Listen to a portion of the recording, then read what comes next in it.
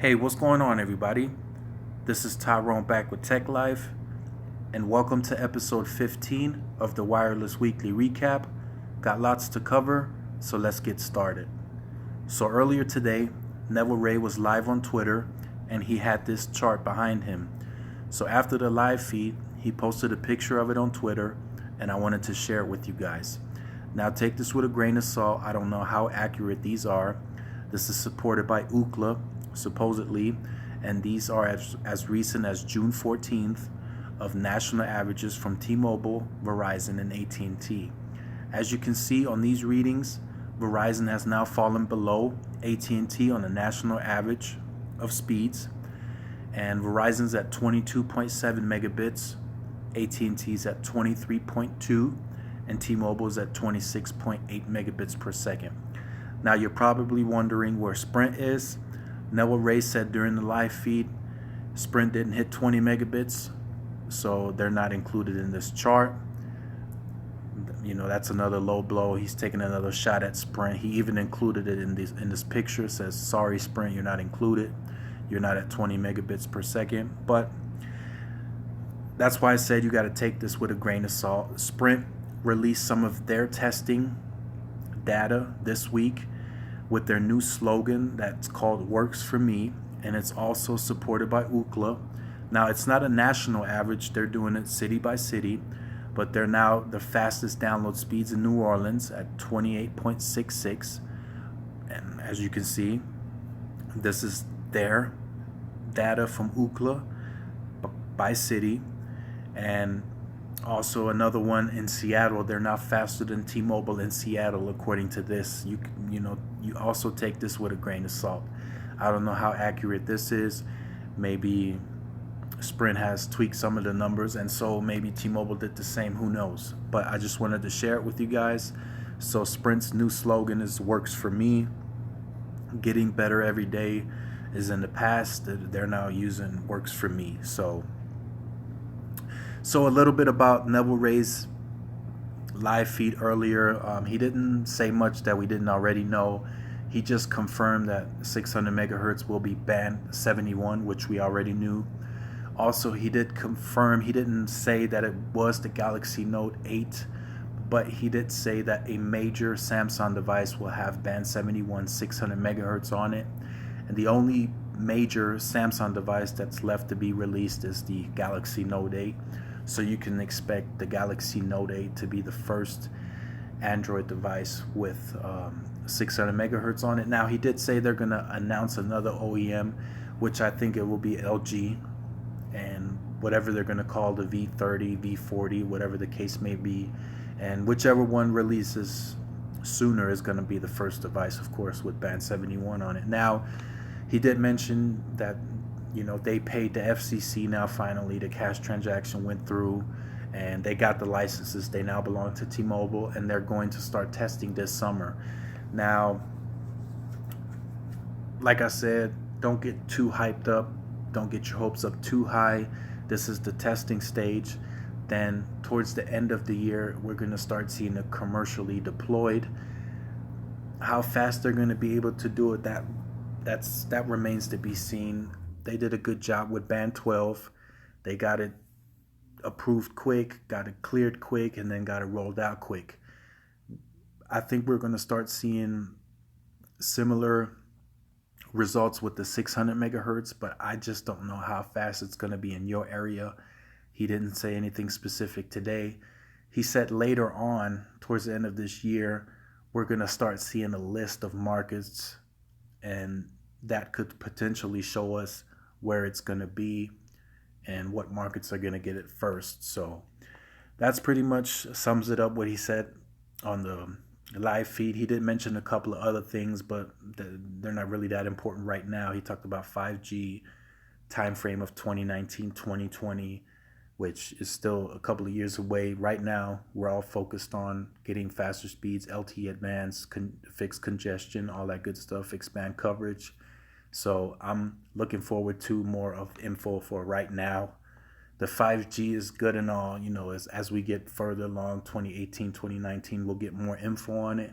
But right now, I just want to have more info and knowledge on what's going to happen right now, LTEU and all that good stuff. So next we have some speed tests out of, this one is in Fort Lauderdale International Airport on T-Mobile. Great speeds, 82 download, 50 upload.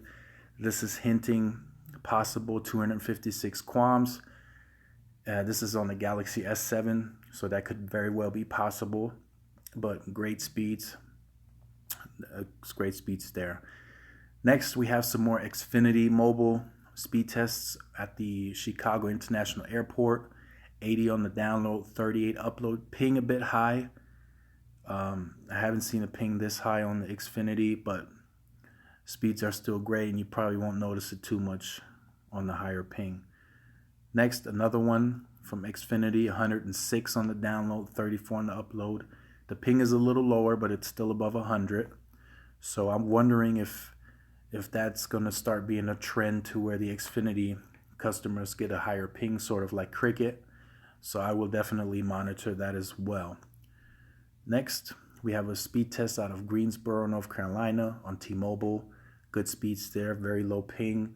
So you won't notice a difference on the low ping, but could be, it's 8:46, so there's probably a lot of traffic.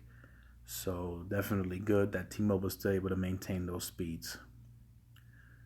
And this is another one from the same area, so it went up a little bit to 19. So that is definitely good to see. Next, we have some speed tests out of Georgia. I didn't see the location. It's on Verizon, 136 on the download, 39 on the upload. But just an update on Verizon, they are starting to add Band 5 panels in El Paso, Texas, and Band 66. Anything that's going up new, Verizon is adding new equipment, new panels, and all that good stuff. So new towers are going up in the area, and they have these new panels on them. Now we're just waiting on them to flip the switch. I do not have a phone. The iPhone 7 does not support Band 66. It does support Band 5. So as soon as I see any of this going live in El Paso, I will report back to you guys. But you should start seeing the similar effects elsewhere. If you see a new Verizon site going up, I can almost guarantee you it's coming out with new equipment, new panels, all that good stuff. So soon we're going to start seeing Verizon speeds increase. Next, we have some speed testing out of the Boston area. As I reported to you guys a few days ago, Sprint upgraded 600 plus sites there. So speeds are going to start getting faster and much better coverage there as well.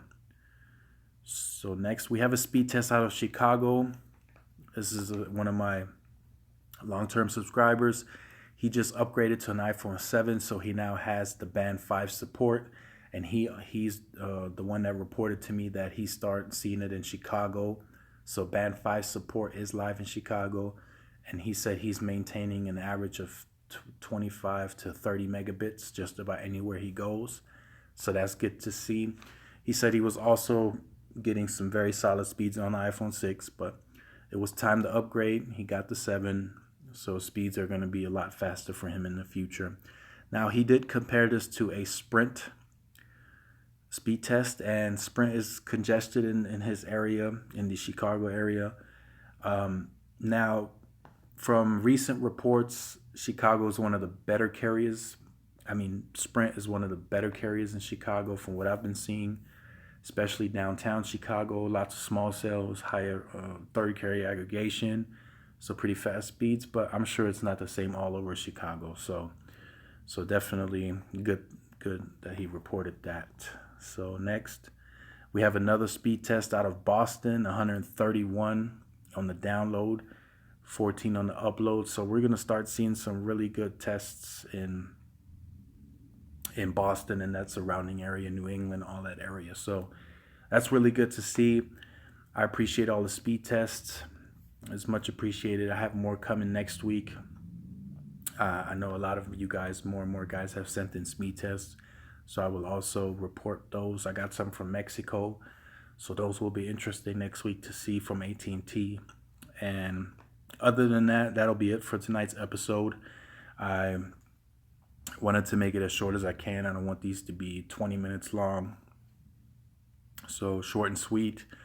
As I do have more info to cover on the episode, of course, it's going to be longer. But other than that, this concludes tonight's episode. I appreciate everyone sending in speed tests. I appreciate all the support. Give these videos a thumbs up. It keeps me motivated, keeps me going. Like, share, subscribe. This is Tyrone with Tech Life, and I will see you guys in the next video. Peace.